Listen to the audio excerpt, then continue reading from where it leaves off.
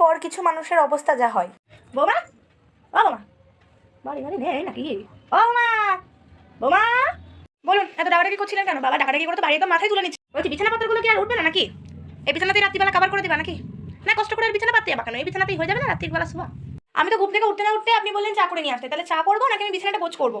আপনি শোনুন, আমি বিছানাটা গোছ করে দিচ্ছি। কিরে বান্ধবী, কি করোস? কেমন আছিস বল? তুই তো আমাদের রেখে যাবো ভুলেই গেছিস। আর কতদিন আমাদের একে অপরের সাথে দেখা হয়নি, ওই জন্য ভাবলাম তোর সাথে দেখা করতে চলে আসি।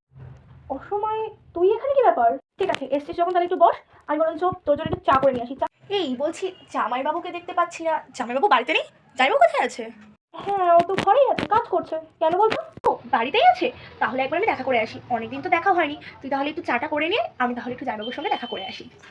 ও হঠাৎ ওর সাথে এরকম ভাবে দেখা করতে চলে গেল, কি ব্যাপার? ওর তো এমনি স্বভাব চরিত্রের ঠিক নেই। ও আবার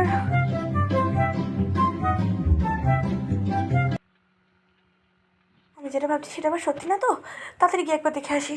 বান্ধবী, এই বান্ধবী, ওই যে গ্রামে উদ্ধার নেই লক্ষণ এসে হাজির। কোথা থেকে এবার একটা বান্ধবী জোগাড় করে গেছে। নিজের কাজ করে উঠতে পারছে না, এখনো ঘর দর পরিষ্কার নেই, এবার বান্ধবীর পিছনে ছুটলো।